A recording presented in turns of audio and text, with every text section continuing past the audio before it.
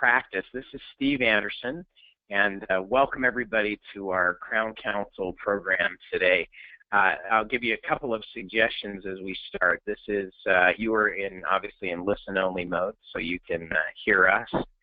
There will be resources that we'll talk about today with some specific instructions on where to get those resources and get your questions answered. So jot those questions down as we talk today, and then we'll show you how to get in touch of how to deal with those.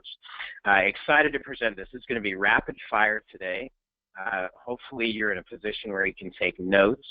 There will be some resources available at the end of the presentation that I'll share with you on how to get a summary of what we're going to talk about today. This is presented buffet style. So keep in mind that as we do this, we're going to go through a lot of ideas quickly. I realize that not everything will apply to everybody, and there's not an expectation that you would be able to tackle all of this at once. You should be able to tackle some of it as you take into consideration what we'll talk about today. So please think of your own situation in your practice, how this applies, and then what you can specifically get started doing now. You'll be able to come back to this on a regular basis to review it, to then pick out what you're going to do next. So, what is your most compelling marketing advantage for your practice? Let me share with you the story of two dental practices. Two practices that in this particular situation happen to be in the state of Florida, just down the street from each other. I got a call. One of these practices was a Crown Counsel office and had been a Crown Counsel practice for many years. The other one had not. This particular Crown Counsel dentist called me one day and he said, well, Steve, congratulations. It sounds like we have a new Crown Counsel office just down the street. And I said, really? I said, tell me about that. And I said, how did you know that? And he said, well, I highly suspected it because we quit receiving resumes from their office. And so I asked for more information, and he said, we for years have gotten a steady stream of resumes from the office down the street because the team was just so disgruntled and unhappy, and so the turnover was very, very high. And he said, we quit getting resumes and started asking around and found out that they had started incorporating and had started working on their most compelling marketing advantage. What is it? What is your most compelling marketing advantage? With the age of the internet and technology and all the things going on in your practice, the one thing that no one can duplicate is your own unique culture. The experience that you provide your patient is uniquely yours. The work environment that you have in your practice is uniquely yours. It is your brand. It's your trademark. It is the thing that sets you apart from everyone else, even the practice down the street. With all of the things that we'll discuss today, we could even take two practices side by side and implement the things that we'll talk about today, and even then, they would have unique and different cultures. There's more than one type of successful culture. The building blocks that we'll talk about today will help you define your unique culture, and it will help you separate your practice from all the other practices in your market to build that most compelling marketing advantage. What is culture? Culture is the combination of priorities and processes. Remember those two key words, priorities and processes, and how an organization, or a practice in this case, and the people in it act on them daily. That's the definition of culture from Dr. Clayton Christensen, a professor of business management at the Harvard Business School. Culture is the combination of priorities. What's important to you? What's important to your team? What's important in your practice? And then what are the processes or the systems that you've put in place to execute on those priorities? Priorities are one thing, but how you execute on those priorities every day defines your culture, how you act on them.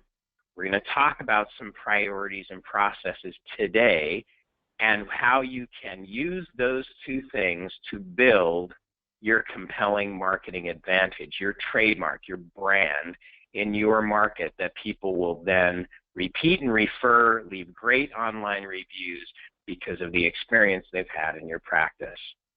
There are two ways to create this compelling marketing advantage. One, you can do it catfish style. That is, if you're familiar with catfish at all, they're one of my favorite fish to talk about because the catfish is the perfect example of what you don't want to be. A catfish goes through life swimming, they're bottom feeders, and they go along and swim along until they bump into something, and then they turn and swim in another direction until they bump into something else. In other words, they just go through life bumping into stuff with no clear direction. Now, I equate this to the practice or the organization that develops their culture, their unique, compelling marketing advantage. They do it by default. They do it by accident. Every organization has a culture, by design or by default. You have a choice. What I'm going to suggest today is that you do it by design. Just as an architect draws the plans for what they want the building to be and look like and how they want it to be constructed, we'll talk about building blocks today that you can use to create your own architectural plan for your own culture and the building blocks required. You may be familiar with some of these resources. Some of them may be new to you, but as we go through them rapidly, I hope you'll choose the things that you can add to your own design to build just that, a culture by design. We'll talk about 15 secrets here in just the next few minutes to building your practice culture, your compelling benefit. 15 resources that you can use that will help you improve, maintain, and build your practice culture. All of these resources we'll share with you exactly where you can find them and exactly how you can tap into them on a regular, if not even a daily basis. Here's the first resource. This is what we call the culture cube. If you're not familiar with it, this is a diagram that we developed several years ago that embodies the definition of what a culture is. It has two basic characteristics: productivity and fulfillment. Productivity is your ability to accomplish your goals, to set a goal and accomplish it. Fulfillment is more the emotional income that you get from your environment, from your work, from what you do with each other as teams and with your patients every day. Great cultures do both. They're good at accomplishment and fulfillment. So, for example, if you are unfulfilled in your practice and highly productive, you're hitting all your goals, you're highly productive, you're cranking out the dentistry, but you're burned out at the end of the day because you get no emotional income from what you're doing, then that's exactly what will happen in the end. You'll be burned out, dissatisfied, and looking for something else to do. Now, just as practices have cultures, so do people. You can place yourself in this matrix as much as you could the whole practice. If you're unfulfilled and unproductive, that means that you don't have effective goals that you're reaching, and you're unfulfilled in terms of the emotional income you get from your work every day.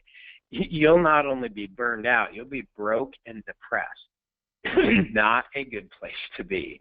Now, moving up to the upper left, if you're unproductive and fulfilled, unproductive perhaps maybe the definition here from a financial standpoint, it's not gaining financially, but you're highly fulfilled.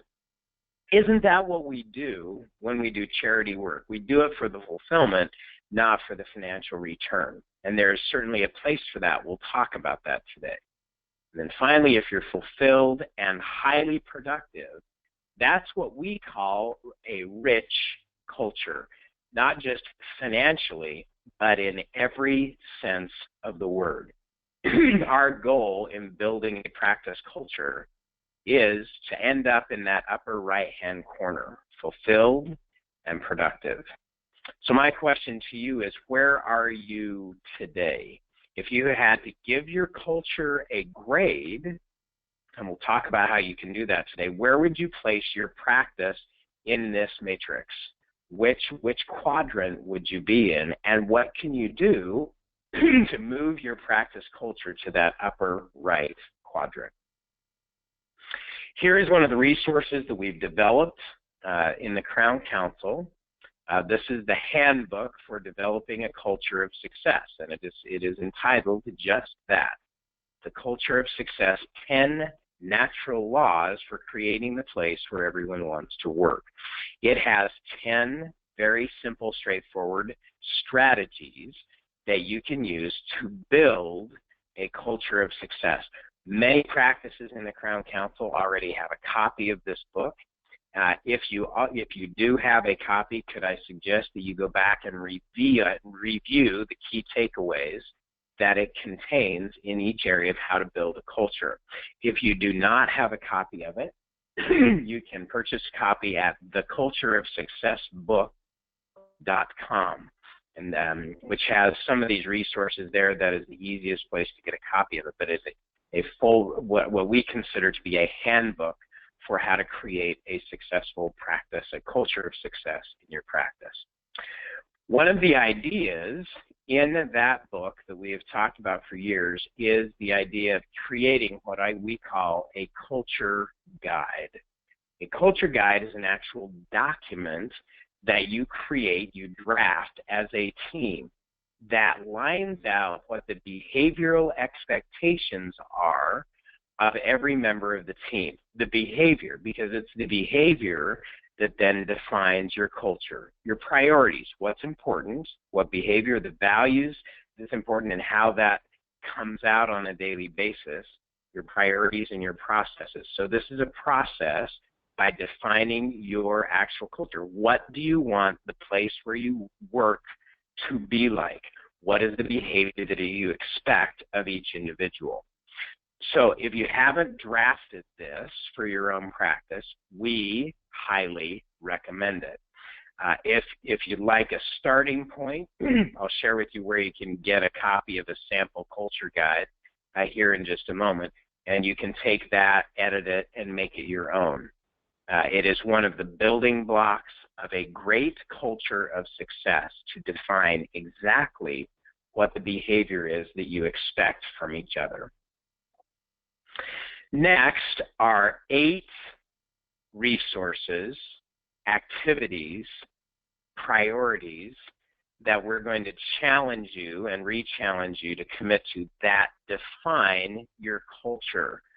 We titled these years ago the requirements to be what we call a Crown Council qualified member.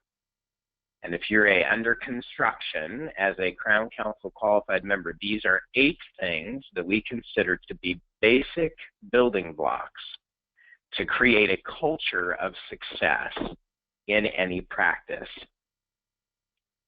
I'm going to go through all 8, and I'd like you to give yourself a grade today on how you as a team in each of these 8 areas. If you have never embarked in the process of becoming a qualified member office, I'm going to challenge you today to do it. These are simple things that every practice should be doing. Number 1, what is your method for patient feedback? In other words, do you have a system in place where you gather regular feedback from your patients, not just asking for online reviews, but where patients actually have the opportunity to give you honest feedback in a protected form, in other words, a way that is non-threatening for them. So that's requirement number 1. It's simply to have a patient feedback mechanism in place where your patients can give you feedback, you can consider it, You can choose the things that you want to change or adapt, act on that feedback, measure the results, and continue that whole process of getting feedback. It's one of the critical factors of success when creating a culture. Number 2, at least twice a year, you sit down with your primary dental laboratory and have a collaborative meeting on how you can together create better quality work. So this is a clinical evaluation where the lab gives you feedback, you give feedback to the lab, and the whole goal is to create a better quality outcome for the patient. You do that twice a year. The labs that we have worked with over the years that have been asked to participate in this type of a clinical evaluation are amazed at the process, that the dentist is willing to accept feedback and take perhaps criticism, but feedback on how to improve the quality of the impressions, how to improve the quality of the work that comes back, and vice versa. It's a two-way street. Number 3 is 360-degree feedback with your team. In other words, most organizations are pretty good about doing evaluations or doing performance reviews. Our standard in the Crown Council is, yes, to do that, and to give everybody in the organization the opportunity to give feedback to each other anonymously, including the dentist. So 360-degree feedback from all members of the team, that you have the opportunity to give each other feedback. There is a mechanism, there's a tool to do that I'll share with you in just a moment. Number 4, regularly scheduled team meetings. So what is your system that you have in place for regularly scheduled team meetings?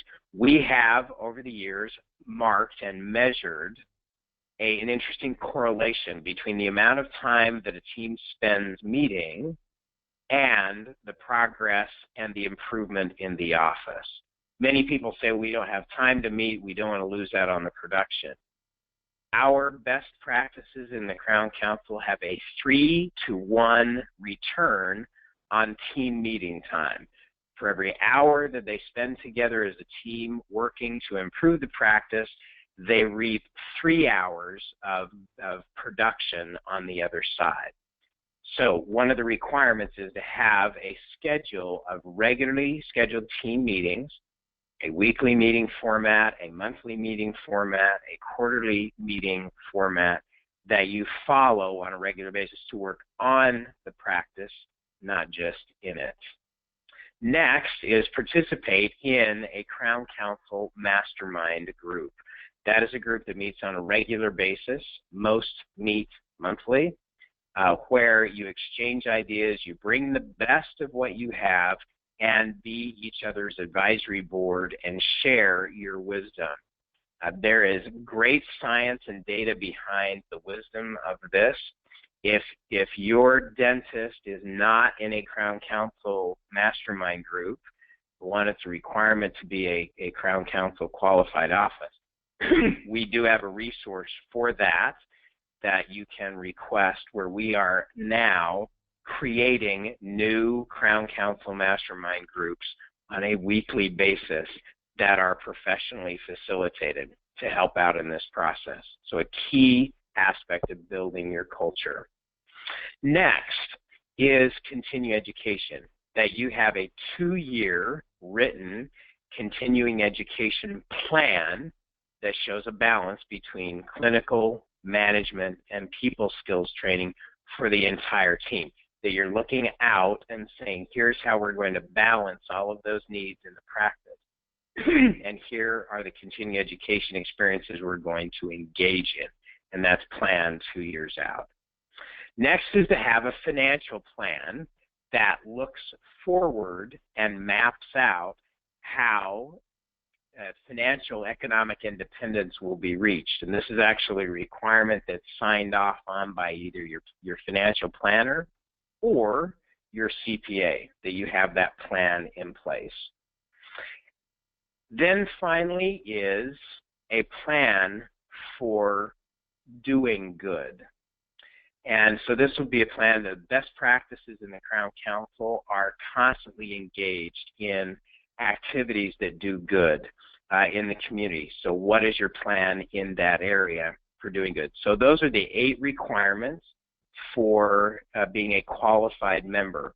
If you'd like a list of those requirements and all of the forms that to fill out to become a Crown Council qualified office, just go to crowncouncil.org and look for the Downloads tab, and it has all the Crown Council qualified member information there, as well as forms to be submitted. Those need to be submitted by November 30th each year to be recognized as a qualified practice.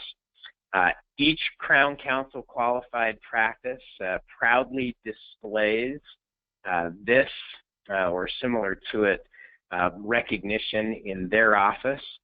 We've established a 5-year running system that if you qualify 5 years in a row, you become what we call a lifetime qualified member of the Crown Council, just a sign of excellence for your patients that you're doing some basic fundamental things to have a great quality practice. Next resource is a new one that we're announcing today. We're very excited about this. It is called Crown Council Culture Works. That's a little bit of a play on word. Culture does work, and the Culture Works program is a monthly program that will be released. We'll release a new one each month, where you will have an opportunity to engage as a team in a specific culture building activity. So the Culture Works program will come prepackaged with, in many cases, a video explanation, specific exercises to do that will help you and your team build your culture. So stay tuned for that. Your first Culture Works resource will be coming very soon, and you will know when it has arrived. So our challenge and our suggestion to you would be to schedule some time in a monthly meeting where you can work on your Culture Works exercise, all prepackaged. All you have to do is follow instructions, and if you do, you will walk through on a regular basis some specific activities that we have found and proven to help build the culture in your practice. Next resource that many of you are familiar with is one of the most popular resources we have in the Crown Council, called the Skill of the Week. It's released weekly. It is a 4 to 5 minute video that you can play in a morning meeting or your weekly team meeting that highlights a specific case acceptance skill or verbal skill that you can incorporate as a team. It has some action items attached to it, and has become one of the most popular things that Crown Council teams use all over the world. Next resource is Powerful Team Meetings. These are prepackaged team meetings, and there are over 50 of them that you can tap into at crowncouncil.org that highlight a specific, primarily a specific attitude that you can develop as a team. So it includes a short video clip and then some exercises that you can do as a team. So those can be found at crowncouncil.org under the Training tab. The best teams in the Crown Council utilize these on a regular basis in their monthly team meetings to keep the culture in a positive place and building on a regular basis. In addition, the next resource is what we call the Practice of the Month. On a regular basis, we highlight a Crown Council practice that you can visit virtually and learn from what they do, learn from their culture, learn how they treat their patients and the unique things that makes their practice stand out from the rest. So we release those on a regular basis. This is one of the most recent. And again, you can access that at crowncouncil.org under the Training tab. Next is a great resource for all the leaders in the practice. and that is everyone. Everyone on the team has a leadership position. This is what we call the LEAD series.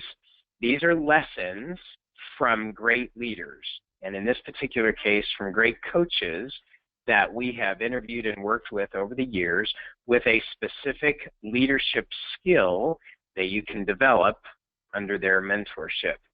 You can access that at crowncouncil.org, again, under the training tab, the entire series on leadership that builds your culture. Next is the Crown Council Culture Builder program. So this is an actual piece of software that helps you measure and manage your practice culture. There are two aspects to Culture Builder. One is what we call the organizational assessment. So the organizational assessment gives every team member the opportunity to take an anonymous survey and rate the practice in specific areas. Then what you're provided with in return is a report that shows you exactly how the practice scored in each of these areas of critical practice culture success. In this example, these are the top scoring questions for this particular practice when they took the organizational assessment and how it was graded. Then these are their bottom scoring questions, the areas where the team did not score the practice as positively. So what it gives you as a practice is some clearly defined metrics by which you can put in place some activities and some action areas for improvement in areas that will build your culture. So that is available. The Culture Builder program is an add-on to your Crown Council membership. We highly recommend it, and that you do it on a regular basis, at least every 6 months, to get the diagnostics or the measure on how you're doing as a practice culture. The second aspect of Culture Builder is the 360-degree feedback. What this does is, in a computerized format, gives everyone in the practice the opportunity to fulfill that Crown Council requirement to do 360-degree feedback for your team. Now, I just pulled a page from my report, a good page. So this is so everybody on the team has the opportunity to evaluate each other, and then it gives you a report back of how you graded yourself. So you get to take this on yourself, as well as the people that you work with. So in this particular case, I scored myself very high, and all my team members scored me high as well, which was a nice comfort. So, but it gives you specific feedback on how you're doing in specific areas of cultural expectation. And best teams that we have today are doing the 360-degree evaluation every 6 months as well. So best practice here is the organizational assessment every 6 months and the 360 every 6 months, and then you just alternate those every quarter. So first quarter you do the organizational assessment, second quarter you do the 360, third quarter back to the organizational assessment, fourth quarter back to the 360. So that individually you're getting feedback twice a year anonymously through this tool, and then as a practice you're getting feedback at least twice a year on how you're working together overall to build the practice culture. So there's more information on that at crowncouncil.org under the Culture Builder tab. If you have not utilized this tool, we highly recommend it. It is one of the most powerful diagnostics to help you understand where your culture is and what you can do to move it forward so that you develop that compelling benefit in your market. Next is a concept that those of you that have been with us in the Crown Council for any period of time are very familiar with, the concept that every team needs a campaign on a regular basis. Now that came from our mentor, Larry Wilson. who is one of the most prolific personal trainers, not athletic trainers, but organizational development trainers in the country. Larry shared with us years ago that every great organization needs a camping experience about every 90 days. Now, what happens when you go camping? This is a figurative example, not literal. So don't go back and say, Steve said we have to go camping every 90 days. This is an example. When you go camping, you're either too hot or too cold. You don't sleep because the ground's too hard. You have smoke in your eyes and dirt in your food, and you talk about it for months. Every organization needs that kind of a bonding experience on a regular basis. Larry suggests every 90 days.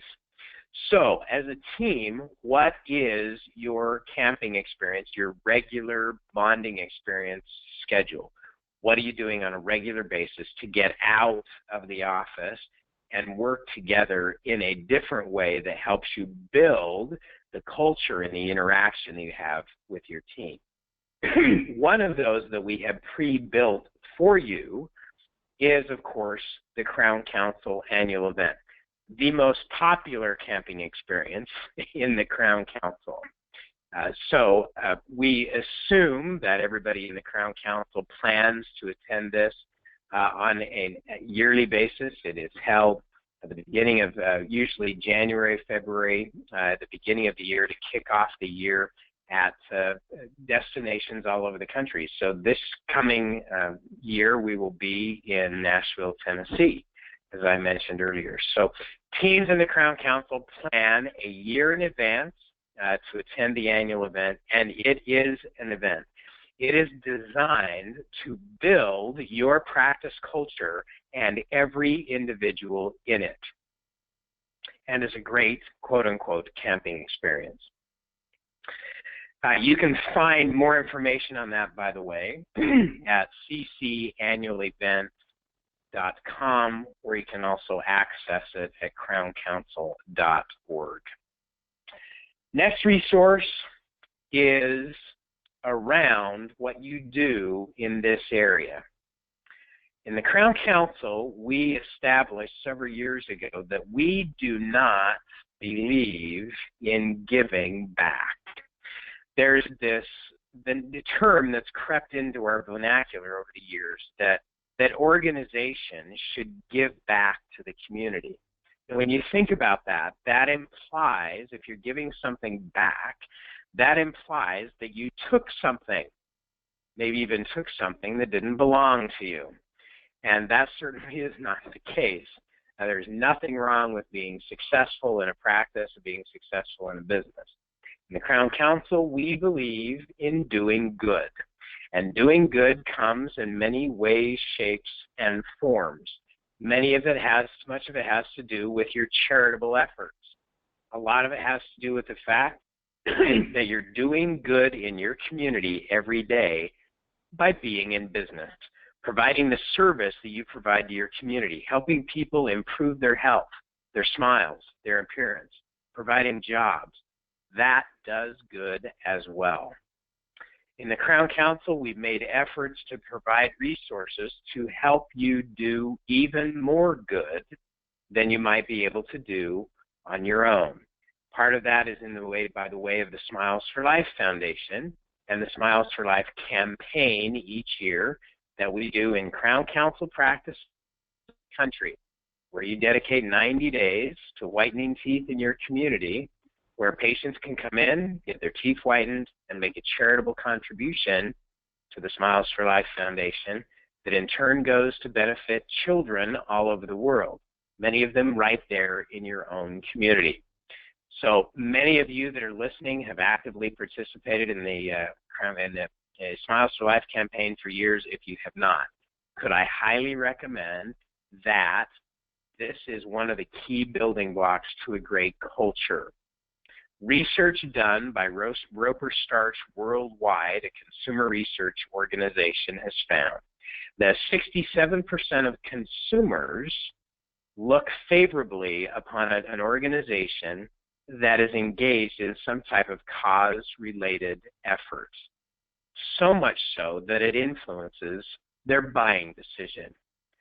So this is one way that you can use to build your practice culture and make a mark in your community as a practice that's doing good. Next is a resource that we recommend that every Crown Council practice use for onboarding new team members. This resource is found at crowncouncil.tv. It includes 12 short videos that embody much of the Crown Council culture. There are B skills. There are 6 what we call B skills. In other words, the way that a team member in a Crown Council office can be, the kind of person that they are. And then there are 6 do skills. In other words, some simple skills that you would expect that every team member be able to do on a daily basis. So that is available to every Crown Council office. There are additional printed resources that you can request at success@crowncouncil.com, and we highly recommend that you use that resource for every new team member that comes on board so they know part of what the cultural expectations are in your office. So we have gone through 15 resources this afternoon today that you can use to build your practice culture. If you've taken notes on which ones you'd like to get more involved in, that's great. This webinar is being recorded today and will be posted on the Crown Council website at crowncouncil.org, and along with that will be a checklist of all the resources that we've talked about today. So that will be up. We'll notify everyone by email. If you attended this webinar or on the Crown Council email network, you'll be able to re-listen to this webinar as well as download the checklist of all the resources that are available today to build your practice culture. Questions about anything that we have discussed today, you can either email success@crowncouncil.com with that question, or simply give us a call at 800-CROWN-58. That's 800-276-9658.